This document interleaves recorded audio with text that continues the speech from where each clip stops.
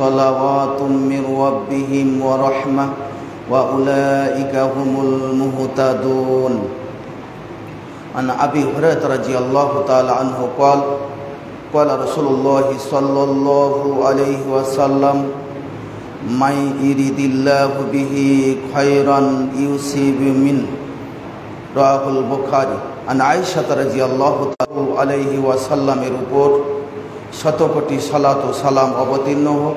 আল্লাহুম্মা সাল্লি আলা মুহাম্মাদ ওয়া আলা আলি মুহাম্মাদ সাল্লাল্লাহু আলাইহি ওয়াসাল্লাম। আজকের জুমার দিনের খুতবার বিষয় বিপদের সময় ধৈর্য ধারণ করা এবং মৃত্যু কামনা না করা। এই বিষয়ে কোরআন মাজিদ ও সহিহ হাদিস থেকে গুরুত্বপূর্ণ আলোচনা করার চেষ্টা করব ইনশাআল্লাহুল আজিজ। ওয়া মা তৌফিকি ইল্লা বিল্লাহ আলাইহি তাওয়াক্কালতু ওয়া ইলাইহি উনীব। রব্বি ইশরাহ লি সাদরি ওয়া ইয়াসসির লি আমরি ওয়াহলুল উকদাতাম মিন লিসানি ইয়াফকাহু কওলি রব্বি জিদনি ইলমা। জুমার দিন অতীব একটি গুরুত্বপূর্ণ দিন। এই দিনে জুমার সালাতে অন্তত আজানের পূর্বে আসার চেষ্টা করতে হবে। আজানের পূর্বে আসলে অনেক গুরুত্ব ও মর্যাদা রয়েছে, সেই বিষয়ে আমি পূর্বে আলোচনা করেছি। আমি বিষয়ের দিকে চলে যাই। বিপদের সময় ধৈর্য ধারণ করা এবং মৃত্যু কামনা না করা, এই ব্যাপারে মহান আল্লাহ বলেন সূরা আল বাকারা 155 এবং 156 নম্বর আয়াত, ওয়াবাশশিরিস সাবিরিন, অর্থাৎ হে নবী মুহাম্মদ সাল্লাল্লাহু আলাইহি ওয়াসাল্লাম, আপনি ধৈর্যশীলদেরকে সুসংবাদ দিয়ে দেন। এই আয়াতের ব্যাখ্যাতে বলা হয়েছে আলা আমরিল্লাহি ফিল মাসাইব, অর্থাৎ যারা বিপদের সময় আল্লাহর ফায়সালার প্রতি ধৈর্য ধরে নেই, তাদেরকে আপনি সুসংবাদ দিয়ে দেন। সুসংবাদটা কিসের? ইউবাশশিরহুম ফিল জান্নাহ। এই আয়াতে ব্যাখ্যা করা হয়েছে যে তাদেরকে জান্নাতের সুসংবাদ দিয়ে দেন যারা বিপদের সময় ধৈর্য ধারণ করে।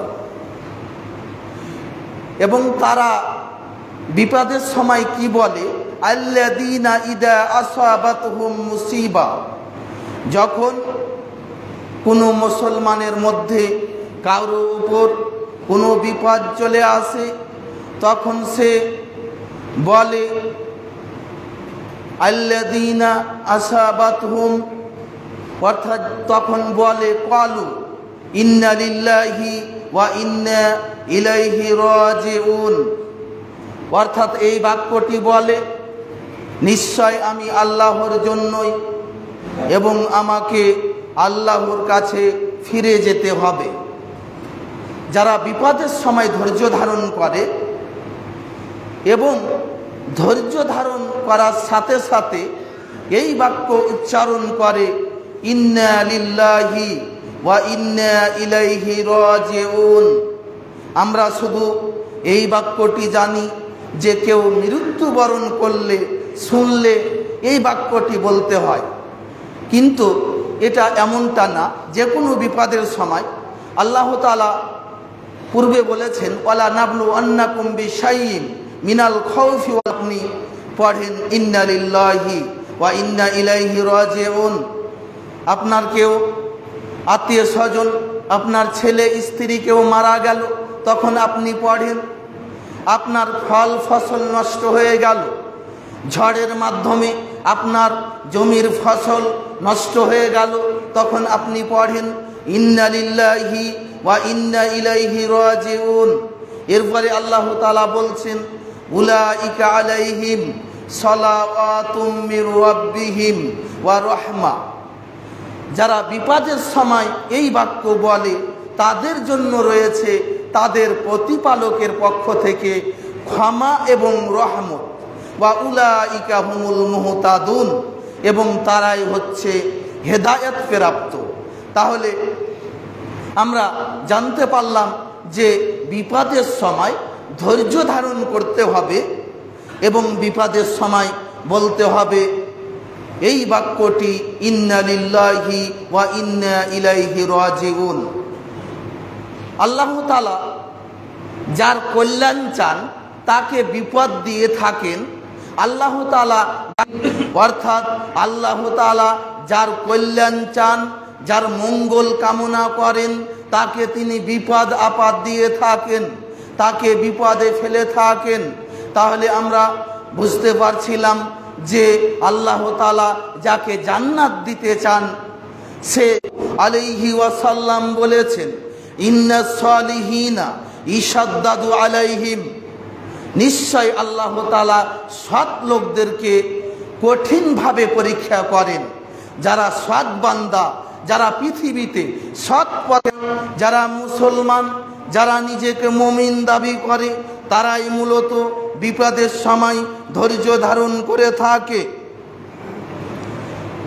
আল্লাহ তাআলা যারা মুমিন তাদেরকে বিপদে ফেলেন, তাদেরকে তার সন্তানকে মেরে দিয়ে, তার স্ত্রীকে মেরে দিয়ে, তার নিজের সবচেয়ে যার প্রিয় ভালোবাসার মানুষটিকে আল্লাহ তাআলা যখন তার নিকট থেকে ছিনিয়ে নেন, তার নিকট থেকে আল্লাহ তাআলা মেরে দেন, আল্লাহ তাআলা দুনিয়া থেকে তুলে নেন, তাকে তার জান কবজ করে নেন, ফাসাবারা ওয়াহতাসাবা, ওই সময় সে যদি ধৈর্য ধারণ করে এবং নেকির আশা রাখে, তাহলে আল্লাহ তাআলা স্বয়ং তার জন্য জান্নাত না দিয়ে তিনি সন্তুষ্ট হন না। আপনার একটাই ছেলে যে আল্লাহ তাআলা মুমিনদেরকে বিপদে ফেলেন, এই বিপদের সময় হতাশ হওয়া চলবে না এবং ধৈর্য ধারণ করতে হবে। এদের জন্য রয়েছে জান্নাতের সুসংবাদ। সবচেয়ে বেশি বিপদের সম্মুখীন হয়েছিলেন আমাদের নবী মুহাম্মদ নবী সাল্লাল্লাহু আলাইহি সাল্লামের পূর্বের এবং পরের গুনাহ সমস্ত আল্লাহ তাআলা কোরআন মাজিদে আগে গুনাহকে মাফ করেছেন, এই ঘোষণা তিনি দিয়েছেন। এরপরে তাকে জ্বর কেন হলো? তাহলে পূর্বে বললাম যে আল্লাহ তাআলা সৎ মানুষদের পরীক্ষা কঠিন করেন। এখানে বলা হচ্ছে যে রাসূল সাল্লাল্লাহু আলাইহি সাল্লাম জ্বরে আক্রান্ত ছিলেন, এরপরে কোনো কষ্টে আক্রান্ত, ইল্লা হাত্তাল্লাহু আনহু খাতায়াহু কামা তাহুত্তুস শাজারাতু ওয়ারাকাহা। আল্লাহ রাসূল বললেন, কোনো মুসলমান কোনো রোগগ্রস্ত হলে তার পাপগুলোকে, তার গুনাহগুলোকে ওইভাবে ঝরিয়ে দেওয়া হয় যেভাবে গাছ তার পাতাকে ঝরিয়ে দেয়। হাদিস বুখারী মুসলিম। এই হাদিস বুখারীতে পাবেন। তো জাবজে ফিনা, অর্থাৎ একদা উম্মু সাইব একজন মহিলা সাহাবিয়া, তার নিকট আল্লাহ রাসূল গেলেন। এরপরে বললেন, মা লাকি, তোমার কি হয়েছে, তুমি কাঁদছো কেন? তখন কালাত, সে মহিলা সাহাবিয়া বললেন, আল হুম্মু, আমাকে জ্বর হয়েছে, লা বারাকাল্লাহু ফিহা, আল্লাহ তাআলা জ্বরকে যেন বরকত না দেয়, আল্লাহ তাআলা যেন জ্বরকে বর্ধিত না করে, এই বলে তিনি দোয়া করছেন। সালাতু ওয়াসসালামু আলা মাল্লা নাবিয়্যা বাদা। আমরা এরপরে আসব যে কোনো মুমিনকে, কোনো মুসলমানকে কোনো রোগ আক্রান্ত করলে, সে কোনো বিপদের সম্মুখীন হলে তাকে ধৈর্য ধরতে হবে, মৃত্যু কামনা করতে হবে না। অনেক মুসলমান মৃত্যু, সহিহ বুখারী সহিহুল জামি ৭২২১ নম্বর হাদিস। আমরা বলছিলাম এই হাদিসে স্পষ্ট রাসূল সাল্লাল্লাহু আলাইহি সাল্লাম বলছেন যে কোনো বিপদের সময় মৃত্যু কামনা করা যাবে না। আনাস রাদিয়াল্লাহু তাআলা আনহু বলেন, রাসূল লাউলা আন্না রাসূলুল্লাহি সাল্লাল্লাহু আলাইহি সাল্লাম কল, আল্লাহ রাসূল যদি না বলতেন, লা এতা মৃত্যু কামনা না করে, ইম্মা মুহসিনান ফালা আল্লাহু আইয়াজদাদা খায়রা, লোকটা যদি ভালো মানুষ হয়, লোকটা যদি ইমানদার হয়, লোকটা যদি সৎ মানুষ হয়, তাহলে সে সে মদের সাথে জড়িত, সে নিশার সাথে জড়িত, সে জুয়ার সাথে জড়িত, বিভিন্ন পাপে জড়িত। এই কিন্তু ওই লোকটা যেন মরণ কামনা না করে, কারণ হয়তোবা আল্লাহ তাআলা তাকে তওবার সুযোগ, একটা প্রয়োজনীয় জিনিস হারিয়ে গিয়েছে, হারিয়ে যাওয়ার পরে সেটা ফিরে পেয়ে সে যতটা আনন্দ হয়, আল্লাহ তাআলা ওই বান্দার প্রতি তার থেকে বেশি খুশি হয় যে তওবা করে আল্লাহর দিকে ফিরে আসে। আবু হুরায়রা রাদিয়াল্লাহু তাআলা আনহু বলেন, রাসূল সাল্লাল্লাহু আলাইহি ওয়াসাল্লাম বলেছেন, হে আল্লাহ আমার মরণ নিয়ে নাও, এ কথা বলা যাবে না।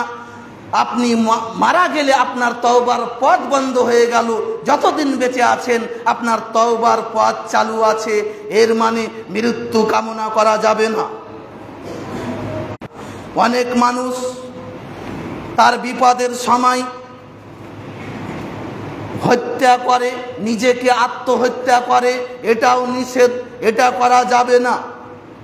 দেখা যায় যে একজন মানুষ তার শরীয়তের জ্ঞান না থাকার কারণে কোনো একটা যুবতী মহিলা মুসলিহি নারা, যে ব্যক্তি সীমা লঙ্ঘন করে এবং অন্যায়ভাবে জুলুম করে এই কাজ করবে, শীঘ্রই আমি তাকে জাহান্নামে প্রবেশ করাবো।